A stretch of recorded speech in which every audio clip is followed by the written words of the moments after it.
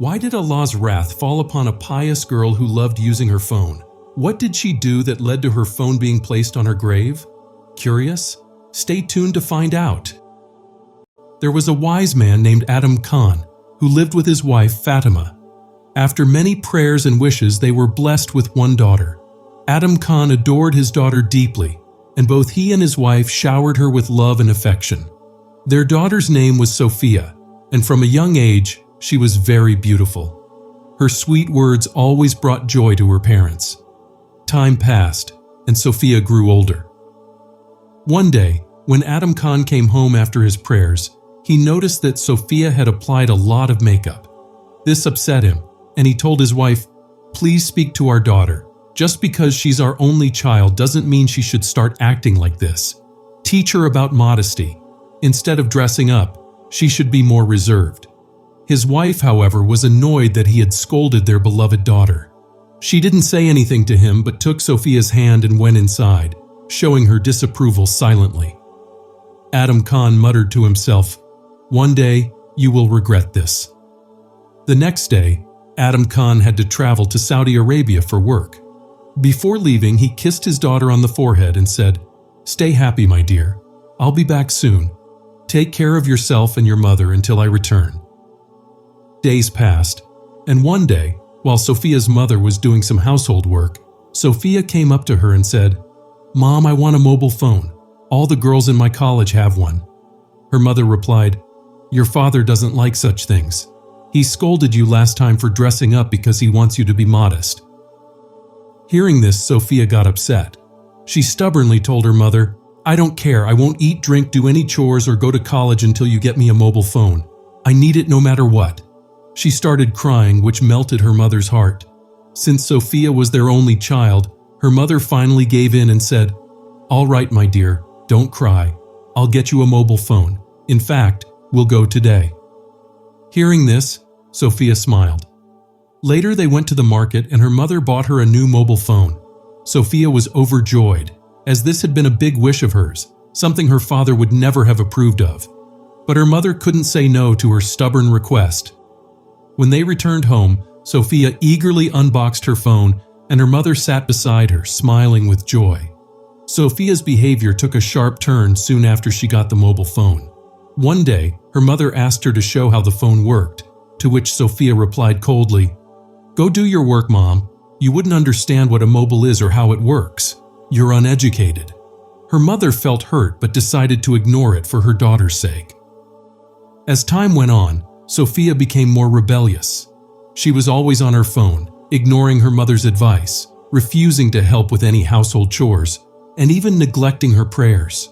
When her mother would sit down for prayer, Sophia would play loud music on her phone.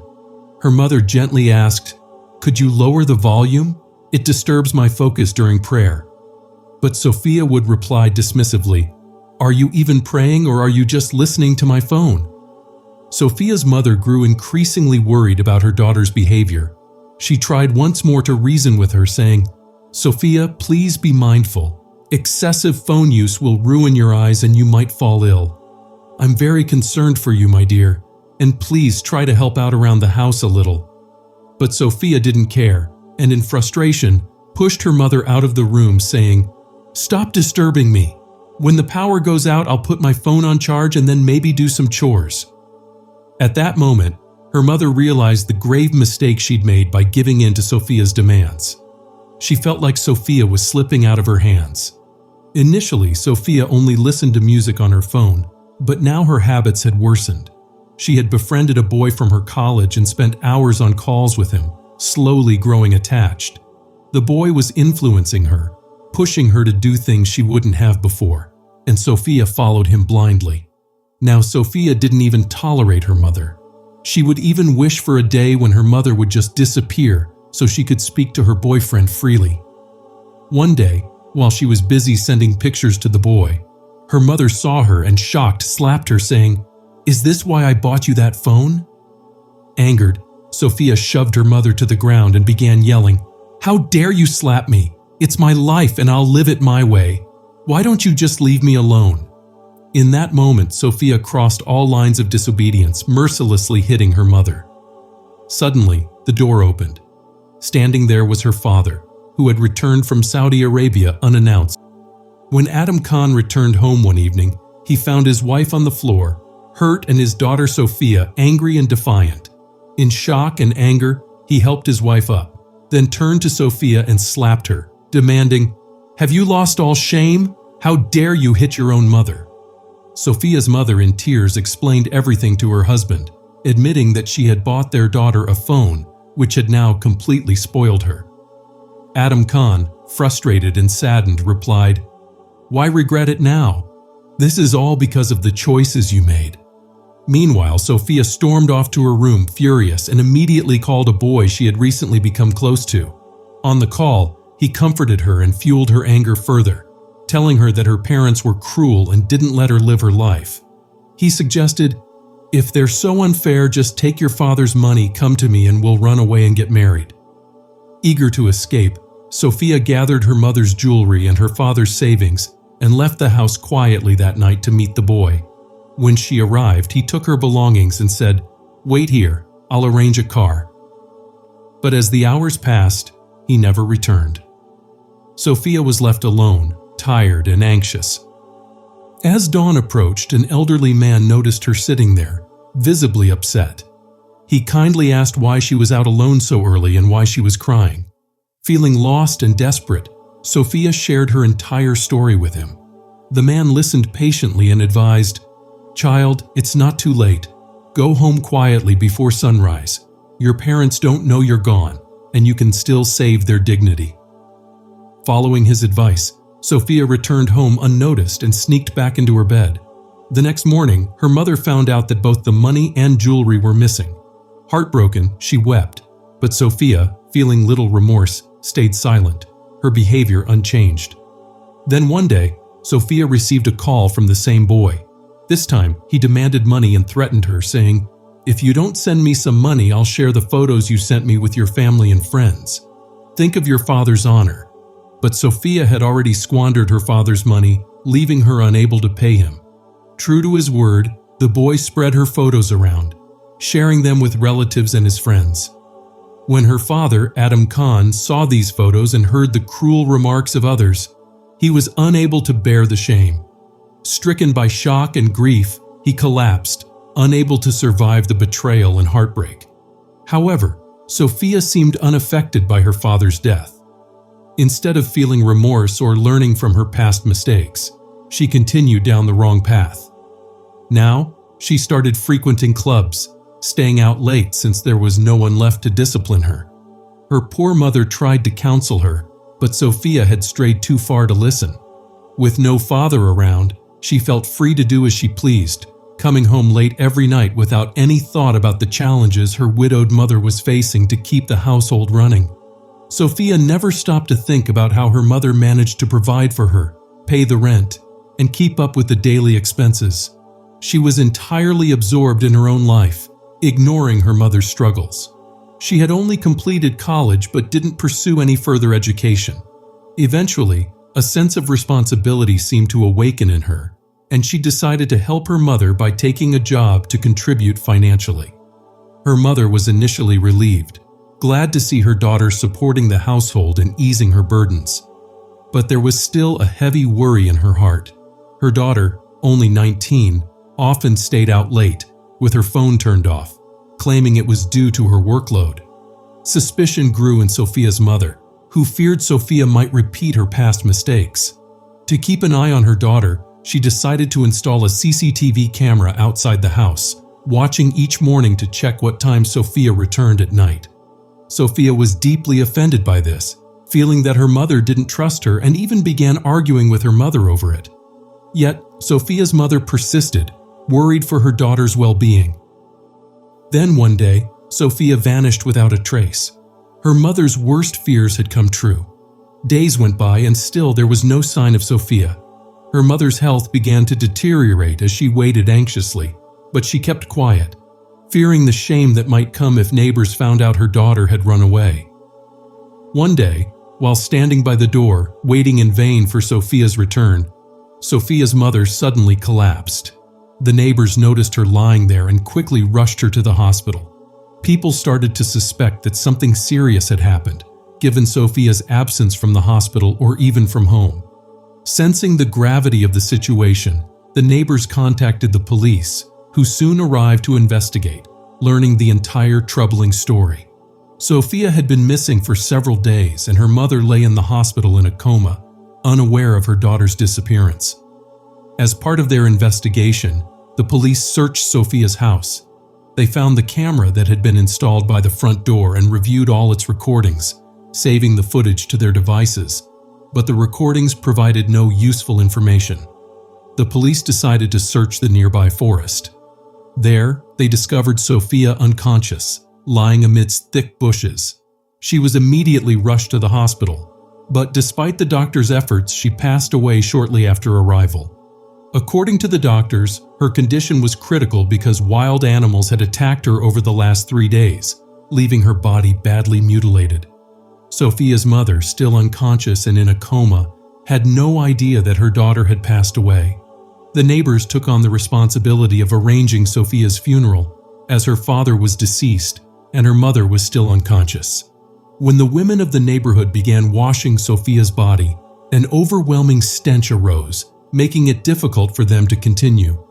The women, distressed, suggested burying her without the ritual washing, as the smell was unbearable. The men of the neighborhood intervened, reminding the women that no matter what Sophia had done in her life, it was their duty to perform her final rites with respect.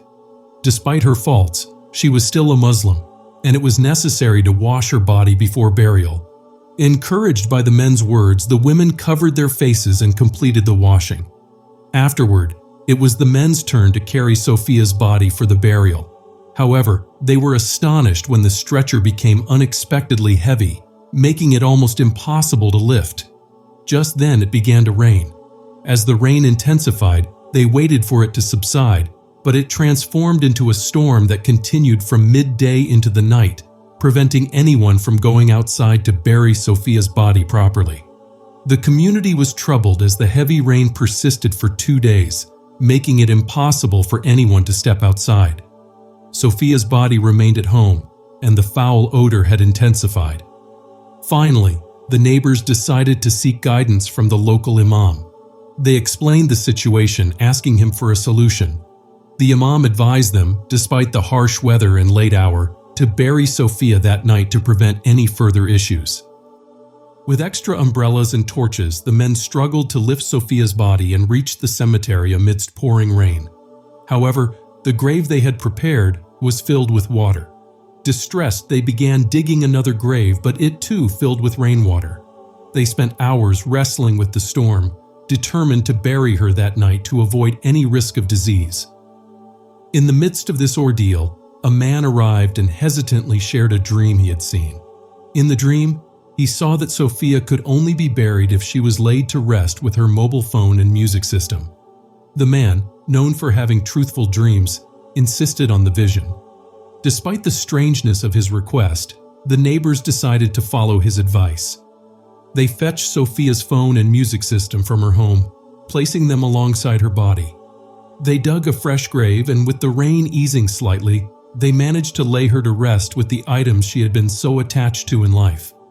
This felt eerie and unsettling, but it seemed symbolic, as though the very things she had loved at the cost of her family were now buried with her. As they were about to cover her grave, a horrifying cry rang out. One of the men noticed Sophia's tongue had protruded from her mouth, and worms were crawling from her ears. This sight was terrifying, and the people around began to scream in fear. They feared that punishment had already descended upon her, warning them not to linger or risk being drawn into her fate. In panic, they quickly covered her grave with earth and hurried away, haunted by what they had witnessed. The women began reciting Tawbah Astaghfar in unison. When the matter was brought to Imam Sahib, he organized a Quran recitation for Sophia's forgiveness, and the whole community prayed for 3 days for her. During this time, Sophia's mother regained consciousness and revealed the truth. She started crying, and the people advised her to forgive her daughter, as that would lead to Allah forgiving her. Sophia's mother wept deeply, and with tears in her eyes, she prayed to Allah, asking for forgiveness for her daughter. She said, O Allah, the Lord of Majesty, she was a disobedient daughter. O Holy Creator, forgive her because it was my fault. I failed in her upbringing. I loved her too much, and this misguided affection led to her tragic life. Once her mother forgave her, Imam Sahib advised the community to reopen Sophia's grave and remove the mobile phone and song system that had been placed inside with her. He explained that it wasn't the correct way to bury someone and that they should have consulted him first before doing so. Following Imam Sahib's guidance, the community went back to the cemetery. The sun had risen and the ground was dry. They reopened the grave and saw that it was intact. They took out the mobile and the song system and sought forgiveness from Allah for their mistake in burying these items with the body. Suddenly, someone noticed Sophia's face, and they saw that her punishment had lifted. Her face was now glowing and her mouth was restored to its natural state. A sweet fragrance started emanating from the grave. The people went back to Imam Sahib and informed him of what had happened. He explained that it was the mother's prayer that had been accepted. He said, "A mother's prayer is like the breeze of paradise. When it touches her child, it is like the fragrance of Jannah." Sophia's mother's prayer had indeed reached her, and Allah had shown mercy. The community again gathered to recite the Quran for Sophia and prayed for her forgiveness. They all repented for their mistake of burying the mobile and song system with her, realizing that they had committed a great sin by disrespecting the body and grave. After some time, Sophia's mother had a dream where Sophia appeared, looking joyful. She said, "Mother, I had disobeyed you and father my whole life, and I caused you much pain for which I was severely punished. But as soon as you began praying for me, Allah removed my punishment. The status of parents is so high in the eyes of Allah. I wish I had been obedient to you, for if I had been, I would not have faced this punishment. But mother, it was your prayer that saved me. It was your prayer that rescued me from this punishment." Hearing this dream, the people of the neighborhood were filled with joy. Imam Sahib then addressed them, saying, "Look, we are all sinners. We commit great sins and we face the consequences. But the mercy of Allah is so vast that when a person realizes their mistake, Allah, the Lord of Majesty, immediately forgives them. This is the grace and kindness of Allah. He forgives us, and if He didn't, we would be forever burning in hell. But this does not mean that we should take Allah's mercy for granted and keep committing sins. It means we should strive to follow Allah's commands and walk the path He has set for us. When our Lord loves us so much, we too should love Him and become obedient servants of Allah." Dear friends, I hope you have learned valuable lessons from today's story.